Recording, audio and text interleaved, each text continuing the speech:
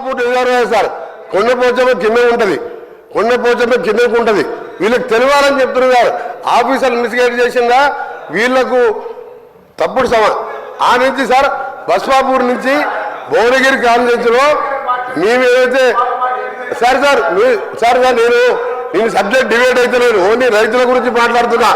వాళ్ళు ఒకప్పుడు తెలంగాణ ఎట్లుందో సార్ మా గౌరవ సభ్యులు కేటీఆర్ గారు ఒకప్పుడు తెలంగాణ ఎప్పుడుంది, తెలంగాణ వచ్చినాక ఎట్లుందంటే తెలంగాణ వచ్చినాక మొత్తంగా నష్టపోయింది మొట్టమొదట నల్గొండ జిల్లా సార్. జగన్మోహన్ రెడ్డి గారితో ఒప్పందం పెట్టి నువ్వు పోతిరెడ్డిపాడు తీసుకుపో, రాయలసీమ లిఫ్ట్ ఇరిగేషన్ తీసుకుపో అని చెప్తే 2 పంటలకు డ్రై క్రాప్ హాలిడే ఇచ్చిన అధ్యక్ష, అది పోయింది. మల్లన్న సాగర్ 50 టీఎంసీ ఉంటే కిందికి ఇస్తే మా భువనగిరి ఆలేరు చిట్యాల వరకు అలైన్మెంట్ చేసాను, దాన్ని టేకప్ చేయలే. మీ నల్గొండలో తెలంగాణలో ఉన్నవా లేదా నాకు ఇప్పటి ఇంకొకటి చివరిగా సార్ నేను ఎందుకు చెప్తున్నానంటే కరెంటు విషయంలో ఉచిత కరెంటు విషయంలో భారతదేశంలో ఆ హక్కు చెప్పే ధైర్యంగా ఆ పేటెంట్ ఎవరిదంటే కాంగ్రెస్ పార్టీదని ముమ్మాటిగా చెప్తున్నా అధ్యక్షది. ఆ రోజు రాజశేఖర రెడ్డి గారు ప్రతిపక్ష నాయకునిగా మేనిఫెస్టోలో పెడతామంటే ముందుగా మా నాయకురాలు సోనియా గాంధీ గారు ఒప్పుకోలే, అది ఇంపాసిబుల్, రైతులకు ఇయ్యలేమంటే వారిని రాజశేఖర రెడ్డి గారు ఒప్పించి ఉచిత కరెంట్ అనే దాన్ని ప్రవేశపెట్టి ఆ రోజు 9 గంటలు ఇచ్చిన అధ్యక్ష. అప్పుడు వీరు మాట్లాడతారు అధ్యక్ష, నేను హరీష్ రావు గారు కానీ కేటీఆర్ గారు కానీ 50 ఏళ్ళు మీరే పాలించినారు.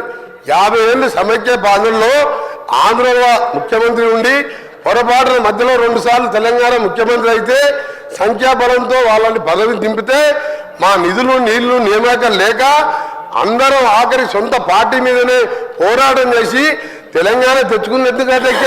మాకు అదేం అవుతుందనే కదా, దాన్ని అన్యాయంగా దళితుని ముఖ్యమంత్రి చేస్తా, 3 ఎకరాలు ఇస్తా, నీ బిడ్డలు అనుకుంటా మోసం చేసి 10 ఏళ్ళు పాలిస్తుంది. ఇవాళ మేము 10 ఏళ్ళ కర్మ మీది. 50 ఏళ్ళలో నాగార్జున సాగర్ కానీ శ్రీశైలం కానీ సార్ శ్రీశైలం ప్రాజెక్ట్ కానీ సాగర్ కానీ శ్రీరామ్ సాగర్ కానీ వరద కాలువలు కానీ ఇవన్నీ పూర్తి చేసింది మేము ఆ 50 ఏళ్ళ. అయినా ఆంధ్రులు మాకు సరి అయిన నిధులు ఇస్తలేరు, మా ఉద్యోగాలు తీసుకుపోతున్నది కొట్లాడి పెంచుకుని తెలంగాణలో మోసంతో అధికారంలోకి వచ్చి 10 ఏళ్లలో 40 కుటుంబాలు బాగుపడ్డాయి అధ్యక్ష.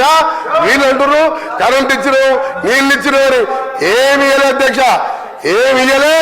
ఇవాళ 100 ఏళ్ళు వెనకకి తీసుకుపోయి కళ్ళకి నీళ్లు పెట్టుకుని ఊళ్ళల్లో పోతే మనం పైసా జమ చేసి 25 లక్షల మందికి 2 లక్షల లెక్క. నువ్వు లక్షిస్తాను హరీష్ గారు కూర్చో, లక్షిస్తాను 6 ముక్కలు చేసావు. 6 ముక్కలు చేస్తే బ్యాంకు వాళ్ళు వడ్డీ కిందికే పోయింది. 1,50,000 కోట్లు అప్పు తీసుకొస్తే మేడిగడ్డ అన్నారం సుందిలా కడితే వెదిరే శ్రీరామ్ అని వాళ్ళు ఇచ్చిండు. రేపో మాపో అవి కూడా కూలిపోతాయని చెప్పిండు. ఏం చేసావు? కూలిపోయే ప్రాజెక్టు కట్టావు, మొత్తం మోసం చేసినావు, మీ కుటుంబాలు బాగుపడ్డాయి. పోదాంపా తెలంగాణకి ఏమిటికి వస్తుందో 50,000 కోట్లు 50,000 కోట్లు అధ్యక్ష. 50,000 కోట్లు మిషన్ దగ్గర ఇంటిని నల్లా నీళ్ళు ఇవ్వకపోతే ఓట్లు అడగలను. పోదాంపా సిరిసిల్ల ఊరికి పోదాం, సిరిసిల్ల గారి సిద్దిపేట గారి ఒక ఊరికి పోదాం, నల్లా ఇప్పుదాం. నీళ్ళు వచ్చినాయంటే మళ్ళీసారి మేము ఓట్లు అడగాం. ఒక్క దగ్గర లేదబ్బా 50,000 కోట్లు తినేసిండు. మిషన్ దగ్గర 50,000 కోట్లు తినేసిండు.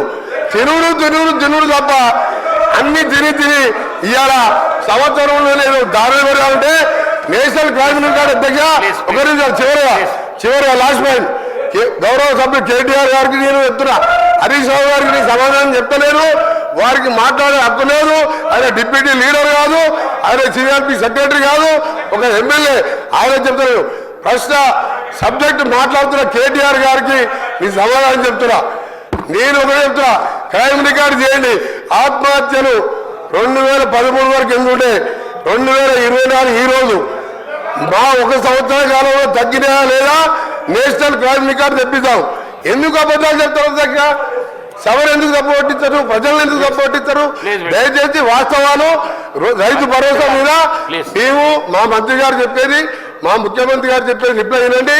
ఆ తర్వాత మీరు షాక్ అయి మీరు మీ లీడర్ వస్తున్నాడు, ఎల్ఓబి గారు వస్తున్నాడు, వచ్చే సెషన్కి వెళ్ళి మీరు ఎవరు కూడా ఆ సభకు రారు.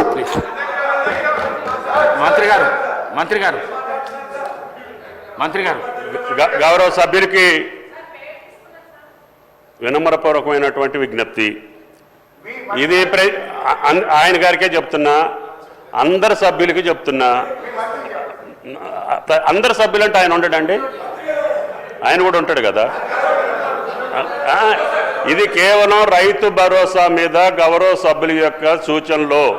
ఈ పథకం భవిష్యత్తులో ఏ రకంగా అమలు చేయాలనే విషయం మీద చర్చ జరుగుతుంది. మిగతా విషయాలు చర్చించుకోవటానికి మనకి చాలా సమయం ఉంది. ఇంకా 4 సంవత్సరాలు మాట్లాడుకోవచ్చు. ఇప్పుడు మాట్లాడే విషయాలు ఇటు నుంచి మాట్లాడినా అటు నుంచి మాట్లాడినా గత 15 సంవత్సరాలుగా మాట్లాడినటువంటి అంశాలే. తెలంగాణ రాకముందు ఉన్నటువంటి పరిస్థితి తెలంగాణ ప్రజలకు తెలుసు, వచ్చిన తర్వాత జరిగినటువంటి పరిస్థితులు కూడా తెలంగాణ ప్రజలకు తెలుసు. కాబట్టి దయచేసి ఈ పథకం యొక్క రూపకల్పనలో మీ భాగస్వామ్యం కోసం ప్రజాస్వామ్యయుతంగా శాసనసభ సభ్యుల యొక్క అభిప్రాయం తీసుకోవాలని మీ ముందు పెట్టాము. దయచేసి ఆ పథకం యొక్క రూపకల్పనలో మీ యొక్క అమూల్యమైన సూచనలు ఇవ్వమని చెప్పే ప్రార్థన.